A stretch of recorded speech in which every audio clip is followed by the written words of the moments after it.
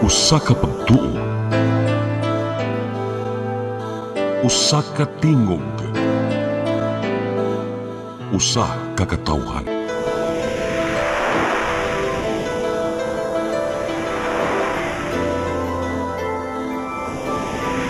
Cebu Catholic Television Network.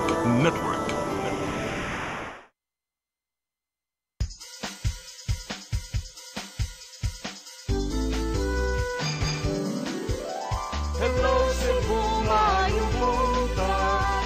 Nagsunta ang kahayag nga nagsugid sa matuod, kadagan sa panghita po. Hello Cebu, maayong buntag Pinoy.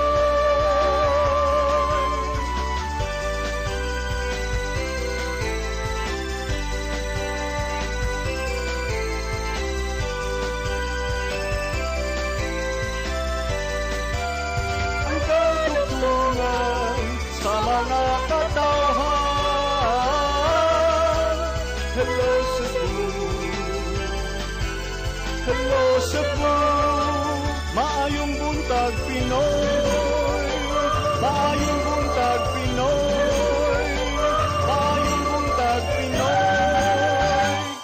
Hello Cebu, maayong buntag Pinoy. Adlaw karon nga Miyerkules, petsa 15 sa buwan sa Oktubre 2025. Sangan sa kong partner Malu Inocando Tabar nga sa ulo garon sa iyang adlaw na tawhan. Happy birthday partner. Ako inyong higala sa kanginan, Attorney John Destacamento. Dali magubad-uban sabta ninyo og usa ka oras nga pagbinalitaay og panagisgot sa mga dagko nga isyu dinhi sa Sugbo ug sa nasod. Pansadili paato sang ipadangat kining mga front pages sa mga lokal ug mga nasyonal nga mga pamantalaan atong sugdan sa Sunstar Daily. Sa Sunstar Daily, DepEd 7 eyes building quake-proof schools. Sa Super Balita, volunteer sa relief ops, gimolestya.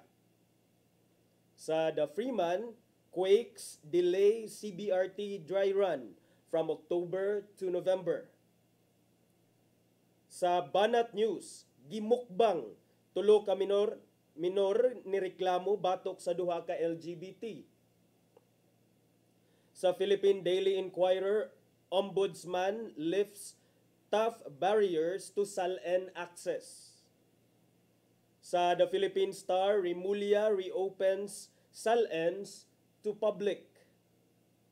Sa Manila Bulletin, 8 DPWH execs face raps over flood control mess.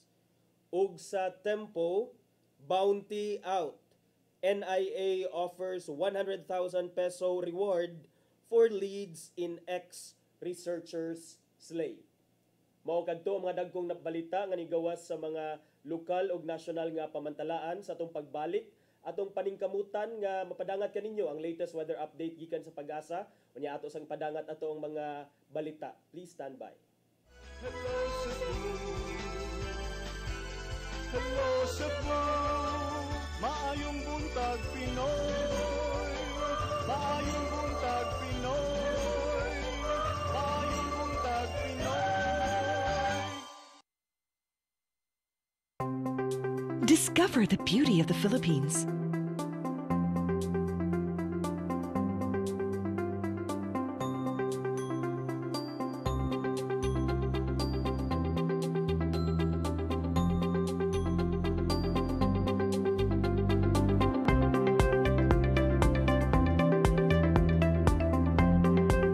With Philippine Airlines, the country's flag carrier.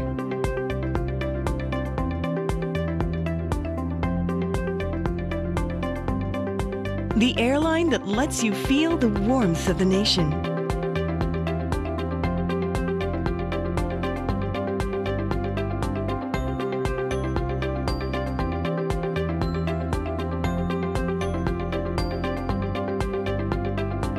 Mabuhay!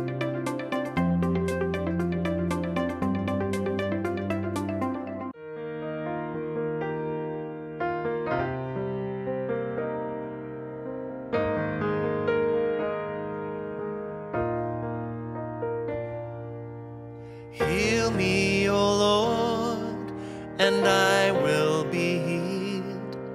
Save me, and I will be saved. Heal me, O Lord, and I will be healed. For you are the one I praise. You are the one I praise. Sing it with me. Heal me, O Lord, and I will be healed. Save me, and I will be saved. Hello Cebu, hello Cebu, maayong buntag Pinoy, maayong buntag Pinoy, maayong buntag Pinoy. Balik ta sa Hello Cebu, maing buntag Pinoy. Nya sa dili pa nato ipadangat ato ang mga balita ato sang dawaton gikan sa Pag-asa Visayas atong weather forecaster alang sa latest weather update si Sir Patrick Climaco. Good morning Sir Patrick, unsay latest sa ato ang panahon? Yes sir, good morning sad kanato diha sir. Sa atong mga suking tigpaminaw og mao ni ang atong latest weather update sa kahimtang sa atong panahon karong adlaw. As of 2 AM ganing buntag ang atong ginabantayan nga low pressure area kay anaa sa gawas sa atong Philippine Area of Responsibility ug adya siya sa kalayong 1,780 kilometers east of northern Mindanao ug aduna siya medium to high chance na mahimong bagyo for the next pila ka oras. As of karon, easterlies ang nakaapekto sa Central Luzon, Southern Luzon ug sa Visayas. Kini siya ang init nga hangin nga nagagikan sa sidlakan o sa dagat Pasifiko. Ang atong weather condition din sa Central Visayas, makasin natin kitag panagsang maragumon ngadto sa maragumon nga kalangitan. Inubadan sa patak-patak nga pag-ulan, pagpanugdog ug kilat, ilabi na sa hapon ug gabi tungod aning easterlies. In kaso sa kusog nga ulan ug ang easterlies gipakita nga hinungdan sa mga pagbaha ug pagdahili sa yuta ubos sa mga bukiron nga lugar ug sa mga dapit nga rehiyon mao magamping kita. Alang usab sa kahimtang sa hangin ug kadagatan dinhi sa Bisayaan, lakip na ang Cebu, magpadayon gyapon ta na makasinati sa hinay ngadto sa kasarangan nga paghuro sa hangin, nagikan sa amihanang sidlakan ngadto sa sidlakan ug ang atong kadagatan kay hinay ngadto sa kasarangan ng mga pagbalod. Dinhi sa Cebu ang atong kadagatan kay mo nas unyang alas 9:39 sa hapon ug mo taob ugmang alas 5:22 sa buntag. Temperatura karong adlaw kay naa sa 26 to 32 degrees centigrado ug ang atong haring adlaw kay mosalop unyang alas 5:27 sa hapon ug silang ugmang alas 5:33 sa buntag. Philippine Standard Time alas 7:51 sa buntag. Alas 8:16 sa buntag, ug money padayon lang sa pagpaminaw ug pagbantay sa mga latest weather updates. Kini si Patrick Ayang Climaco, daghang salamat ug mayong buntag. Sir Pat?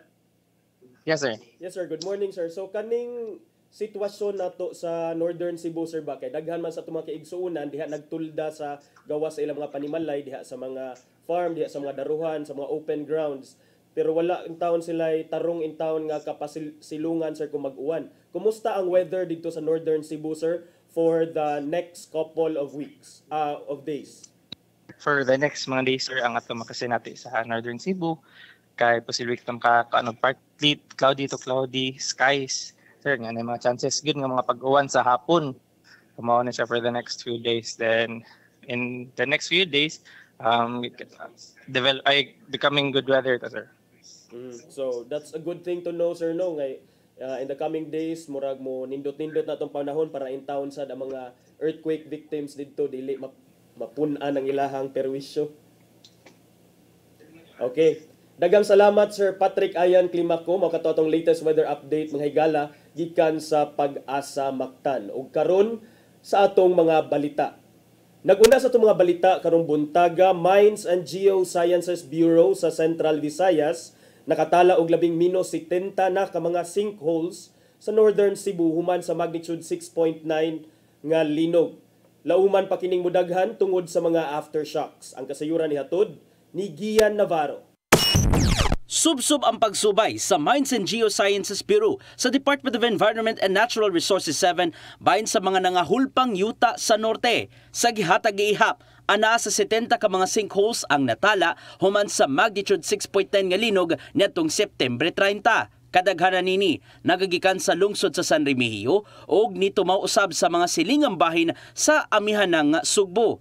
Inisyal pa lang kini tungod kay posible pang madugangan tungod sa nasinating kusog-kusog nga aftershocks ilabi na sa nang labing mga adlaw. Matod sa supervising geologist nilang si Josephine Aleta nga walay puwas ang pagsubay sa mga kaubanan sa MGB-7 ug sa mga silingang rehiyon ngadto sa ubang dapit. Focus ng office namin ngayon is sinkhole inventory and we're conducting ground penetrating radar survey. May team po ngayon, bagong team from Central Office, Region 13 and Region 6 MGB regional offices. Sila ngayon yung team ongoing na nag-GPR survey po sa mga priority areas. Ana si 70% sa kayutaan sa isla sa Sugbo ang adunay limestones. Natala hinuon ang mga sinkholes tungod sa kusog nga pagtayog sa yuta. Laing factor sa pagtubaw nini mao ang pagkuha og daghang groundwater sa ilawom ug pagbag-o sa klima kun climate change. Gawas sa mga kabalayan ug eskwelahan, wala usab makalingkawas sa kakuyaw nga dala sa sinkhole ang mga evacuation sites ug ubang pampublikong pasilidad. If you notice sa mga pictures na lumalabas sa media, if you look at the sinkhole, meron siyang parang extension na space. May cave talaga siya sa ilalim. So ang nakakatakot lang dyan kung interconnected yung ating kuweba sa ilalim. So posibleng mas malaking area yung mahugno o mag-subside. Dapat karon sa MGB-7 nga likayan gyud sa tanang panahon ang mga sinkholes aron malayo gyud sa peligro. Gawas nga papahawaon ang mga apektadong residente duol sa sinkhole. Likayon usab ang paglangoy o pag-inom og tubig gikan sa maong buho tungod sa posibleng kahugaw o contamination nga dala nini gikan sa ilawom. Hino nakigalain sila sa mga concerned LGUs aron mahatag ang rekomendasyon ug mahimuan og dinili ang lakang ngadto sa mga maapektuhang nanimuyo. Activities for subsidence hazard is ongoing pa rin, continuous pa. We intend to cover the whole region. Actually, buong Pilipinas, lahat naman ng regional offices ng MGB nagkakandak ng CARS subsidence assessment. Aron hayan nga dili mosamot ang kakuyaw, anda mosanong si Cebu Governor Pamela Baricuatro sa sugyot gikan sa MGB-7. Kini aron masiguro ang tumang kaluwasan sa upat. We take advice and guidance from the national agency, whatever is safe for the people. Of course, safety. Di kita mo progress ani kung atong safety din ato unahon. So safety first. Navarro, CCTN News. Sa susamang kalambuan, kapin sa duha ka gatos pa ka mga pulis ug sundalo ang gipabilin sa amihanang Sugbo, human ay piktuhan kini sa 6.9 magnitude nga linog sa miaging semana. Samtang nagpadayon ang recovery efforts, wala usay natala ang PRO7 nga looting kun pagpangawat og pagkaon tungod sa kagutom. Ang kasiyuran nihatod ni Arnold Bustamante. Nagpabilin pa ang kapin sa 200 ka mga pulis nga gideploy sa minang bangin sa lalawigan sa Sugbo nga naigos sa 6.9 magnitude nga linog. Tungod kay nagpalain pa usab ang recovery effort kini ang gipahibaw ni Police Brigadier General Rodrigo Marana ng hepe sa Police Regional Office 7 atol sa pasidungog sa mga bayani. Mato ni Marana nga case-to-case basis ang ilang gihimo nga kung kinahanglan nga magpadala pa sila og dugang nga mga personnel ila kini nga buhaton ila bilang nga gigo na usab og 5.0 nga magnitude nga aftershocks ang mao nga dapit. Yes, nandun pa rin yung ating more than 200 but it's a case-to-case basis deployment. Pag talagang kailangan dagdagan, hindi kailangan natin dagdagan. Pag medyo hindi naman tayo kailangan masyado, magbabawas tayo para i-refocus natin sa ibang mga law enforcement focus natin. Ipasigarbo ni Maranan nga sa dulan na duha ka semana kapagkatap ang mga pulis Norte, walay nahitabong looting kung pagpangawat sa mga pagkaon sa mga establishmento. Mismo ang Pangulo sa Philippine National Police kasi Police Lieutenant General Jose Merencio Nartatis ang mibutyag niini nga nakadaig sa gihimo sa PRO7 tungod kay walay krimen nga nahitabo. Di pasabot si Maranan nga ilang gipangandaman ang pagdeploy sa mga pulis sa Norte uban sa armado kusog sa Pilipinas ug Philippine Coast Guard aron masiguro nga hapsay ug malinawon ang maog nga mga dapit nga naapektuhan sa kusog nga linog nga walay bisan usa nga natala nga krimen. 0 focus crimes nga tayo doon and 0 looting incident tayo. As a matter of fact, we were acknowledged by the Chief PNP himself at yun na sinabi niya during one of his press briefing na kinocongratulate niya ang PRO7 personnel for maintaining maintaining a very good and manageable peace and order despite the fact na meron tayo kinakaharap na disaster at busy tayo sa disaster response. Ang Direktor sa Office of the Civil Defense, Joel Aristain, bibutya nganong nga walay nahitamong looting tungod kini sa daghang presensya sa mga pulis ug maayo ang pagpatuman sa seguridad uban sa kasundaluhan. Lakip na nini ang dali nga paghatag sa hinabang sa gobyerno sama sa relief goods gikan sa Department of Social Welfare and Development. Maton ni Aristain nga kung gutom pa ang mga biktima sa linog o wala mahatagi sa hinabang, hayan doon na nahitamong nga pagpangawat sa mga pagkaon dito sa norte. Nagpadayon ang pagpanghatag og hinabang hangtod karon ngadto sa mga biktima sa kalamidad sa norte. Arnold Bustamante, CCTV News. Subay sa maong balita, ang Japanese International Cooperation Agency kung JICA nihatag og 7.7 milyon nga kantidad sa in-kind donations ngadto sa mga apektado sa linog sa Northern Cebu. Gihangop kini sa Cebu Provincial Government ug sa Department of Social Welfare and Development 7. Ang kasayuran nihatod ni Gian Navarro. Gitunol sa mga opisyal gikan sa Japanese government, pinagi sa Japan International Cooperation Agency kun JICA ang mga gamit sa evacuation site gabukabat yadto sa 7.7 million pesos. Gilangkuban kini sa 250 family tents, 1,500 sleeping bags, 1,500 blankets, 5 ka mga water purifiers, 250 portable jerry cans ug 25 ka mga plastic tarpaulin sheets. Ipahimutang kini sa labing minus 5 ka mga LGUs sa amihan ng Sugbo nga hilabihang naapektuhan sa kusog nga magnitude 6.9 nga linog.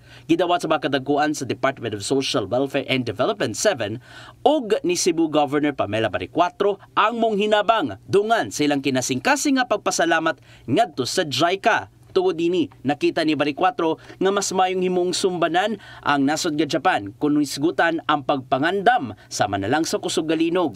You know, that's why I was just talking to the ambassador. We really have to have an earthquake awareness drill here sa atong probinsya. Okay, as you know, ang mga Japanese, they're used to it. It's a way of life for them to have earthquakes. So that's why I asked him, Ambassador, how did you deal with it growing up? And he said that magud sila drill dito every September, yearly na sila drill, earthquake drills. Pasalig si DSWD 7 Director Charlene Marie Lucero nga makiangayon usab ang distribution sa maong tabang ngadto sa mga hilabiang apektadong LGUs. Ilabi na nga kinahanglanon ning kasamtangan ang mas luwas nga kasilungan sa evacuation area tungod sa nasinating aftershocks ug mga pag-uwan. Makadawat ani katug yung mga families nga wala pay nadawat from other donors. Karon ang DSWD maumay nag-oversee sa mga camps. There are now 17 camps and close to more than 3,000 family or individuals living in the camps.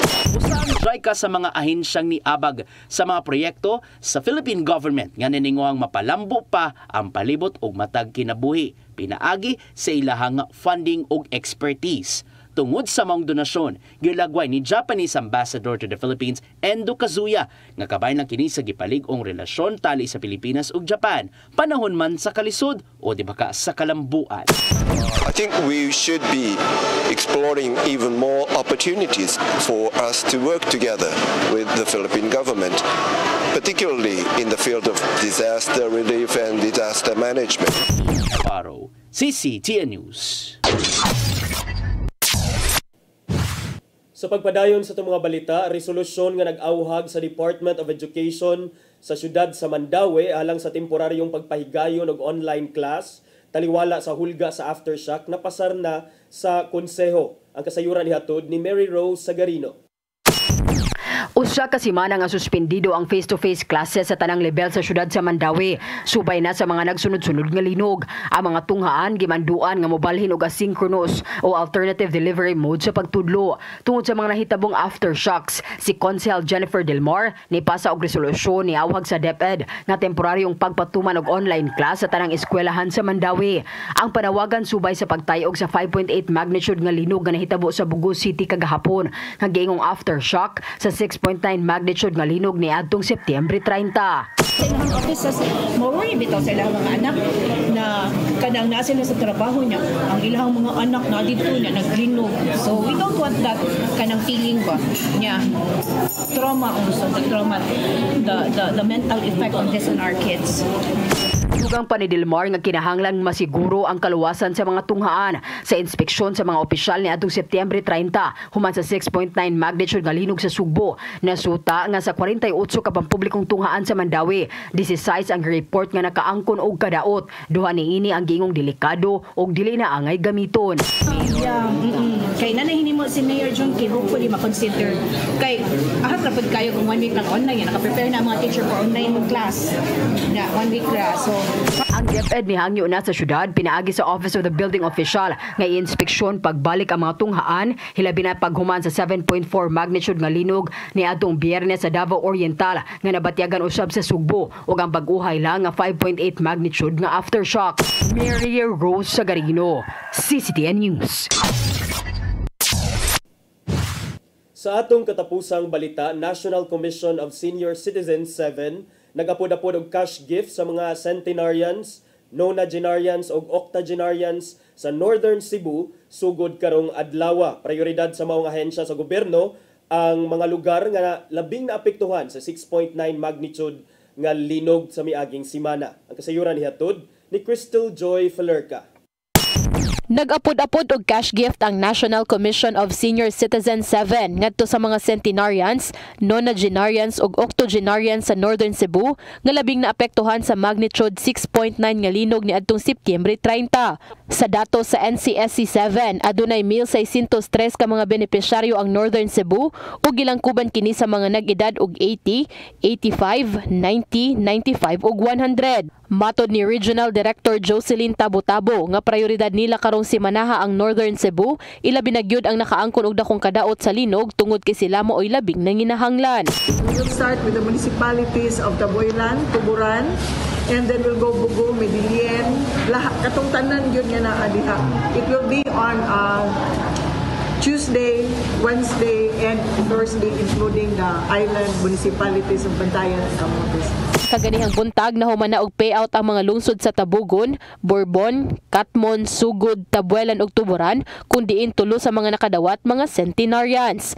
Ang mga benepisyaryo sa Expanded Centenarian Act nakadawat og tag 10,000 pesos samtang ang mga centenarians adunay tag 100,000 pesos. Moabot sa 4 milyones pesos ang naapod-apod sa NCSC 7 sa nahisgutan nga unom ka mga lugar.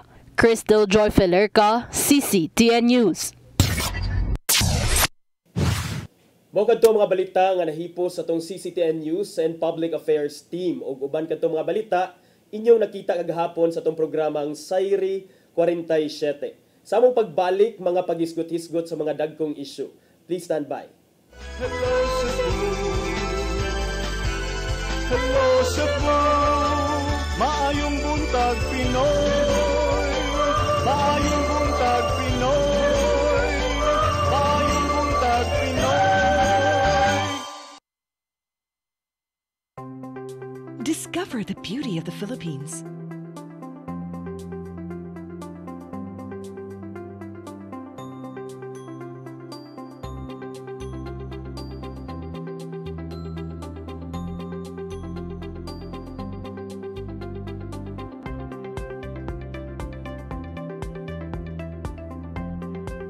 With Philippine Airlines, the country's flag carrier.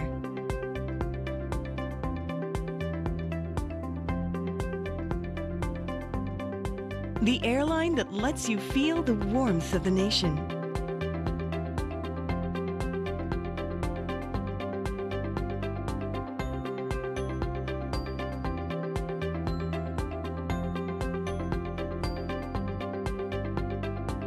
Mabuhay!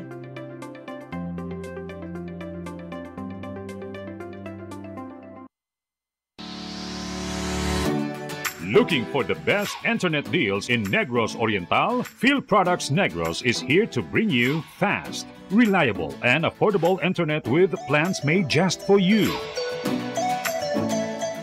For as low as 899 pesos per month, enjoy speeds of 50 Mbps, perfect for streaming, working, or studying from home. Need more speed? No problem. Get 100 Mbps for just 1,199 pesos. 150 Mbps for only 1,499 pesos, or our fastest plan, 400 Mbps for just 2,399 pesos per month. Plus, you can add over 100 cable TV channels to your internet plan for just an additional 100 pesos per month. That's entertainment and lightning fast internet all in one.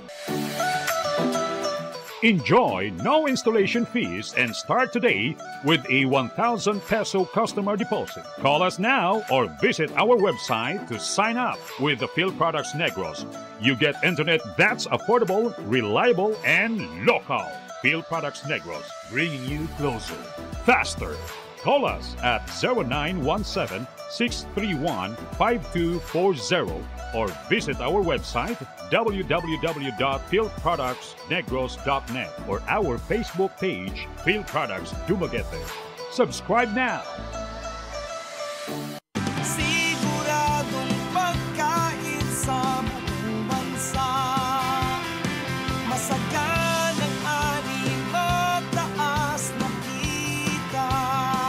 Maulad na buhay ng mga magsasaka at mga mangingisda.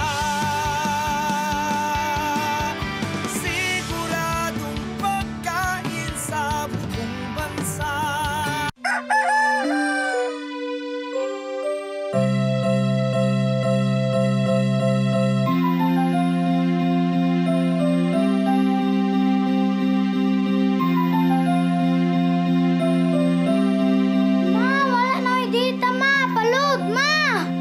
Sorry ma'am, na-late ko. Nangita pa mong gugo para internet sa kong anak ma'am. Ay wala na yung problema. Pag Sinisibu! Sinisibu, Sinisibu. For your internet connection And for the signal of your cable TV. so fast and straight, the transmission to your home. Sinisibu! Sinisibu, Sinisibu. Offers you to have fiber optics For your viewing experience, perfect and clear so fast. so great and affordable for you to enjoy. Sinisibu. Cine-Cebu Television Network Incorporated offers fiber to the home broadband internet bundled with fiber to the home cable TV connection. Cine-Cebu Television Network Incorporated with its operation in Metro Cebu and the whole province of Cebu soon. And affordable for you to enjoy. Sinisibu!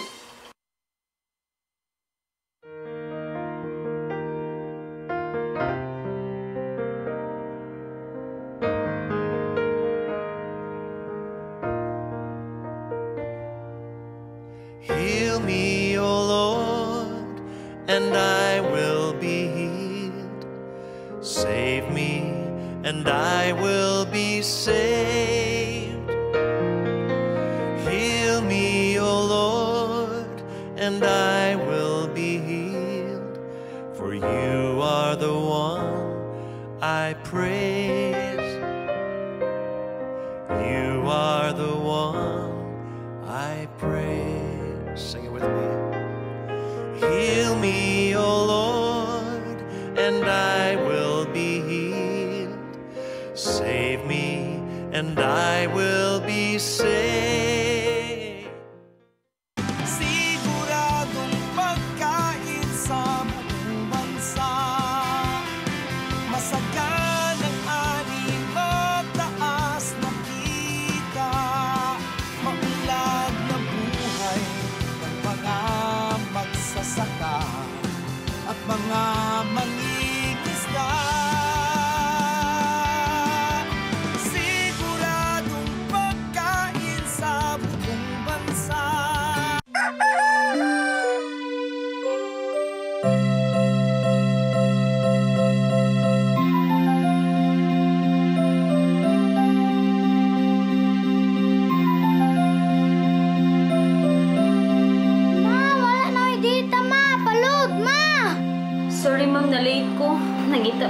ko para internet sa kong anak, ma'am. Ay, wala na yung problema. Mag-Sinisibu! Sinisibu, Sinisibu. For your internet connection. And for the signal of your cable TV. So fast and straight that transmission to your home. Sinisibu! Sinisibu, Sinisibu. Offers you to have fiber optics. For your viewing experience, perfect and clear so far. So great and affordable for you to enjoy. Sinisibu. Cine Cebu Television Network Incorporated offers fiber to the home broadband internet bundled with fiber to the home cable TV connection. Cine Cebu Television Network Incorporated with its operation in Metro Cebu and the whole province of Cebu soon. And affordable for you to enjoy. Sinisibu! Hello Cebu, hello Cebu, maayong buntag Pinoy, maayong buntag Pinoy, maayong buntag Pinoy. Balik sa Hello Cebu, maing buntag Pinoy. Nakuyawan si ma'am. Ya, so dili pa ta magisgot-isgot ato ang i-greet akong partner usa sa haligi diri sa ato ang sa CCTN. Mismo nya diri sa tong programa itong kauban kada adlaw akong partner si Malu Inocando Tabar nga nagselebrar karon sa iyahang adlaw nga tawhan. Happy birthday partner nya, kining mabuhay ka sa gusto mo nya, kining salamat kaayo sa pag mga kuan sa imong guidance diri sa tong programa unya sa imuha sang kuan pagpakita nga ehemplo diri sa Hello Cebu. Daghan kay kong nakatunan para sa imo gikan para noon sa imo gikan sa imo partner nya dayon kining daghan sa salamat sa imong sense of community, sa imong selfless dedication alang sa katawhan. So hinaot pa unta nga daghan pa kang birthdays to come unya. Thank you aning imong gihatod nga pagkaon kay murag dili gid mi wagutman karong buntaga. Okay, happy birthday Ma'am Malu. More power to you. Okay, so arita sa itong mga pag-isgot-isgot karong buntaga mga higala. So, nalipay lang ko ba nga kaganina dunay report nga walay natala nga looting incident kun kana bitaw ang pagpangawat taliwala sa nasinati nga trahedya dito sa Northern Cebu kay in these times manggod nga kanang desperado ang mga tao, grabe ang kining pagpaabot sa kining ang uban walay mga trabaho, ang uban bisan pag nay trabaho pero dili makatrabaho tungod sa ilang sitwasyon, pero bisan pa man ana walay natala ang kapulisan nato nga pagpangawat or looting incidents dito sa amihan ng bahin sa Sugbo. And that is a stark contrast manggod atong nahitabo sab dito sa panahon bitaw sa Yolanda katong sa dito sa Leyte or sa Tacloban Leyte bato diin ang mga dagko nga mga establishmento, ang mga dagko nga groceries gipang ransak sa mga katawhan. Of course, we cannot compare orange to apple kay ang Yolanda was also a big disaster of its own and kini sad linog sa disiya, but nevertheless people found themselves in more or less similar situation tungod sa nahunong panginabuhian o tungod sa search for food and water and immediate relief. So ang mga pulis niingon nga tungod kuno sa ilang pagbantay sa peace and order and all, but for me I think this has something to do with two things. Number one, ang pagbukbo sa ayuda gikan sa nagkadaiyang sektor nga dali in town kaayo nakadagan dito sa Northern Cebu alang sa pagtabang sa atong mga apektado nga mga residente didto nya. Ikaduha kay ang katong I think nga murag kuan lang sa gyud, maybe nature na sa nay mga nag-ingon nga nature na sa mga Cebuanos, but I think sa naaram gud sa tao kung ikaw in those times pilion nimo nga maging desperado ka og imo ginambuhaton ang pagpangawat bisan pa kay naman say uban nga dili gyud mo mangawat bisan pa og nagatubang na og grabe ka gutom or grabe na kailang uhaw, magpaabot man gyud sila sa mga ayuda. So sa mga tao nga naningkamot aron matabangan to sila, whether you are from the public sector or from the private sector, whether that is your job or not your job, daghang salamat nya sa mga apektado sa mga residente nga dito sa Northern Cebu nga nagpakita sa ilahang maayo nga gawi, sa ilang values ba nga kanang despite the tragedy, despite the I don't know if we can call it desperation, despite sa bati nga sitwasyon, still gipili nila nga dili mangawkaw, dili manguan, dili mangawat. Sana all dili mangawat. So kana makakahapi lang na siya nga kaning balita niya. Aside ana, wala sad kunoy mga crimes, walay mga focused crimes nga meaning to say related sa kining earthquake ang nahitabo. So despite sa tragedy, makaingon ta nga kini mga istorya, it gives us a ray of hope, no? Mga istorya nga good news para nato. At least dili tanang nahitabo didto puro lang sad kadaot, na atay mga nakuha nga mga good news gikan didto. So kana nya arita sa lain sad nga mga hisgutanan, kini nalipay lang sa kuaning development nga ang bag-o nga appointed nga ombudsman nga si former DOJ Secretary Jesus Crispin Remulla, iya nang ablihan pagbalik ang access ngadto sa Statement of Assets, Liabilities and Net Worth alang sa mga publiko nga mga pampubliko nga mga opisyal.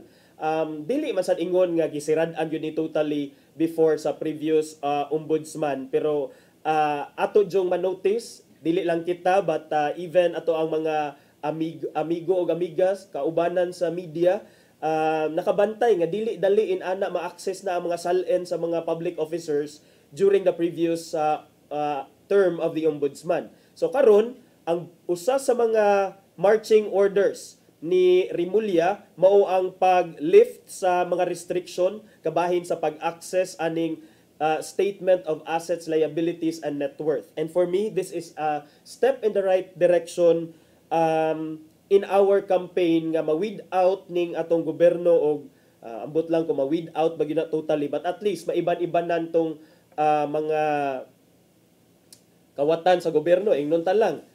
Of course, the SALN will not directly say no nga kining particular nga public officer is kawatan or not.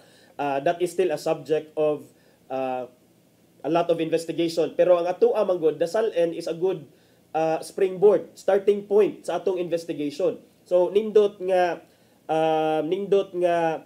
maka-access ta og SALN kay para at least ang mga tao sad apprise kay baw kung unsa na ni kadato ang ato ang mga napili nga mga opisyal when he or she entered public service, maura ni ang iyahang assets, maura ni ang iyang net worth, niya dayon 2 years after, 3 years after, mauna niya ang iyang net worth.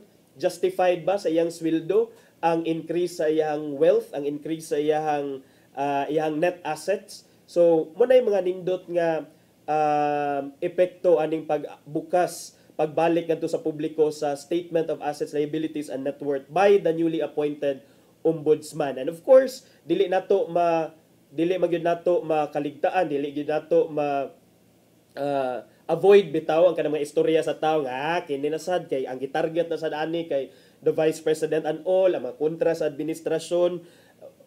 Of course, kada adlaw na lang dinhi sa Hello Cebu, magsige sad mig balik-balik nga kini laging amo ang pagsulti diri, wala ni nagpasabot nga naami gilabanan o naami uyunan nga bisag usa ka tawo. Ang atoa lang is hisgutan nato diri kung unsa ang merit sa mga facts naman sa niatong giingon nga the ombudsman has already lifted the restrictions on the public access sa SALN.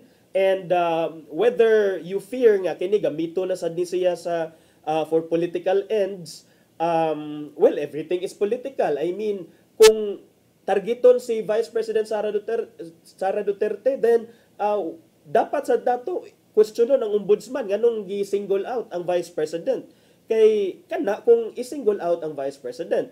Pero hopefully sa dili na mahitabo, hopefully nga it will be an across the board kind of well, i-open man tanan nga, wa man giingon nga i-open ra ang SALN ni Vice President Sara in the first place. So kana kung naasad mo'y gusto nga i-access siguro diha nga SALN, di i-access nato. at least daghan tang magtan-aw, daghan tang magpukwat sa ato mga mata aron ma-monitor nato ning movement sa wealth sa ato ang mga public officers. So kini siya gi-implementar na ni nga policy, mao ni major shift in the releasing gipagawas na ang memorandum lifting access sa SALN matod ni Assistant Ombudsman Miko Clabanono nga nakiginabi sa mga kaubanan nato sa media dito sa kauluhan. Kining decision is guided by a simple principle kuno, that the public has a legitimate right to know how those in the government acquire and manage their wealth, which is sakto sab. Actually, sa ako ang nadumduman aning SALN manggod, kini nga kaso naabot magyud ngadto sa Supreme Court, and I think the Supreme Court did not really say nga dapat siya i-withhold from the public. The reason manggod nganong ang ombudsman under the leadership ni Martires kay murag na-regulate ang access to SALN kay matod pa sa Supreme Court, okay ra ang kung kinsa kuno to ang naay custody ana mga public documents, he who is the custodian of those public documents has the right kuno to impose some regulations. Dili man kuno to total ban ingon pa sa Supreme Court. Kaning regulation naman kuno to nga murag dunalay mga additional nga mga burdens, dunalay mga additional nga mga requirements ang ombudsman before i-release ang SALN. But kining paglift sa mga restrictions, this will now make access to these important documents much easier. We're not here to say that the Supreme Court was wrong or that Ombudsman Rimulya has violated what the Supreme Court said. Because, like I said, ang giingon na gyud sa Supreme Court is the custodian of the documents has the right to regulate access to that document. Well, we have a new custodian, and the new custodian kining has opted nga kining mga regulation, kining mga restriction ato sa ning ipataki, ato sa ning i-disregard sa nato ni kay murag gara na tadirida sige na taog kabash sa ato ang mga clients, ato ang mga amo nga mao ang publiko kay tungod dili nato ipakita sa ilaha. So, ang ombudsman karon nanawagan sab sa tanang mga ahensya sa gobyerno sama sa Civil Service Commission, sa Office of the President, sa Kongreso ug sa Hudikatura to align their practices with this policy. So I have with me today the signed memorandum of the Ombudsman reopening public access to SALN. Mao na giingon ni Clavico kagahapon samtang iyang gipakita ang memo nga nag-abli sa pagbalik sa access ngadto sa SALN. According kang Clavano, kining memorandum this will take effect 15 ka adlaw human ma-publish ning memo. Na publish naman siya last October 14 kagahapon. And then, umana ang Office of the Ombudsman magsugod na dayon og entertain og mga request alang sa kopya sa SALN. Dinhi sa Subo, I believe, ang atong opisina naadiha sa naadiha sa kining may Capitol nang nay access road padung sa DOJ. So naadiha ang opisina sa Ombudsman Visayas. So sige, murag mali. Diha dapit sa Department of Agriculture di ay. So marag malipay na sad ani nanasay kabisihan ati atong mga membro sa media. Whether or not kana buhato na sad na to demolish someone, the reputation of someone, or for political ends, that's beside the point. Just because nahadlok ta nga gamito na for politika doesn't mean nga ato nang hikawan totally ang publiko nga maka-access ana nga mga dokumento. So good job for me kining gibuhat ni Ombudsman Rimulya. Arita sa lain nga hisgutanan mga higala, kini bitawng naamay for the longest time ang publiko gusto sila nga makadungog lagi sa habig ani ni former House Speaker Martin Romualdez kung unsa jud ikasulti niya about ani mga flood control projects, because also for the longest time ang iyaha mangyong pangan i-float mangyud ni as first, it was mentioned by, was it the Discayas? Ang ni-mention sa iyang pangan, itag sa iyang pangan. But kagahapon, mato ni Romualdez, dihang ipangutana siya kung mo-cooperate ba siya or kabahin sa nagpadayon nga investigasyon sa Independent Commission on Infrastructure nga mo'y gitahasan nga mag-imbestigar ani mga flood control projects. Matod ni former Speaker Romualdez nga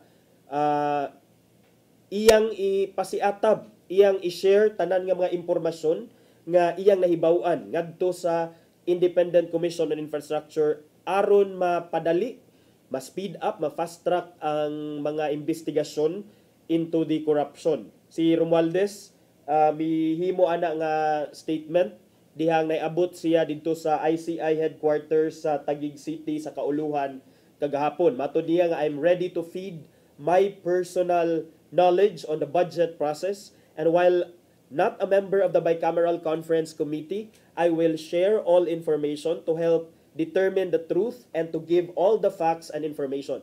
Unsa may context anay naingon siya nga he is not a member of the Bicameral Conference Committee. Kay kanimanggong katumanggong the biggest scandal in the history, matod pa nila sa among all the GAAS General Appropriations Act ato kunong 2025 mo ay pinaka-problematic, pinaka-corrupt kay tungod sa mga insertions, mga illegal insertions, meaning to say kanamanggong before i-pass ang General Appropriations Act mga higala or any law for that matter, ang lower house o ang upper house, ang Senate o ang House of Representatives, naana sila bicameral conference hearing or meeting aron pagtakdo, pagreconcile sa mga Senate version sa balaod o sa House version sa balaod. Kung unsa may ilhang masabutan during the Bicameral Conference Committee, ang final version mao ilang i-propose nga maoy maunay mahimong final version sa balaod. Karon mga higala, it was said nga ang kini kuno mga insertions of budget insertions didto man kuno ni nahitabo during the Bicameral Conference Committee. And take note, because this is a Bicameral Conference Committee, dili tanan ani nga mga congressmen or congresswomen and senators dunay say about those insertions if the insertions were made during the Bicameral Conference Committee. So, mao na ang context nga niingon si Martin Romualdez nga while not a member of the Bicameral Conference Committee, pero nonetheless, matod pa niya nga I will share all information to help determine the truth. I will be here to help in any way to speed up the resolution of the fact-finding investigation for the ICC. Pero kung ako sab, of course, ma-question sad nato kung unsa man sad ang klase sa impormasyon nga i-feed ni former House Speaker Romualdez dito. Will it be self-serving to him? Will it not be tainted by bias? Will it be objective? Will it be just the truth and nothing but the truth? That remains to be seen. Kay of course, kinsa man sang buanga ang mo incriminate sa iyang kaugalingon didto by feeding information that would possibly link him to these corruption scandals. Pero tan-aw na to, for all it's worth, kung unsa sad ang weight, kung unsa ang gibug-aton sa idusuon niya nga ebidensya, nga mga testimonya or statements or pruweba or mga dokumento ni former House Speaker Romualdez ngadto na sa Independent Committee on Infrastructure, Independent Commission on Infrastructure. And ang ato lang sang pangamuyo, ang ato lang sang pangindahay nga hopefully ang kinisang ICI will live up to its name as an independent commission. Hopefully nga dili masway sa kining clamor sa publiko or sa political pressure. Hopefully nga ang buhaton lang nila is geared towards the pagpangita or pagpabutho sa kamatuoran. Okay, nya napupos na tong oras dinhi sa tong programa ato sang liliyon kung unsay giandam ni Tatay Dodong nga pulong og kinabuhi.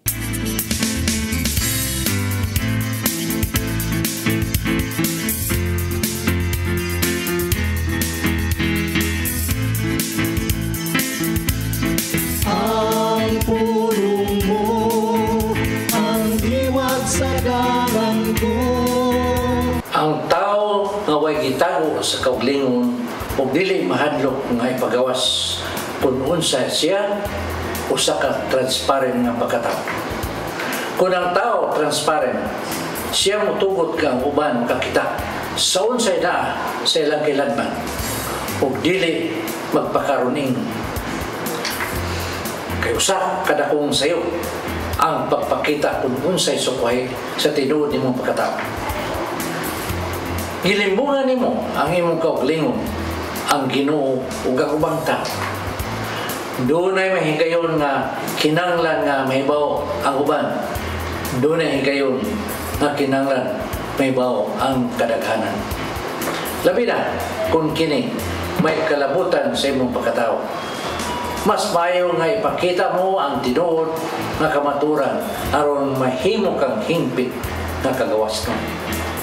Sa Efeso 4:25 nagingon, busa, ayaw na akong pagpamaka.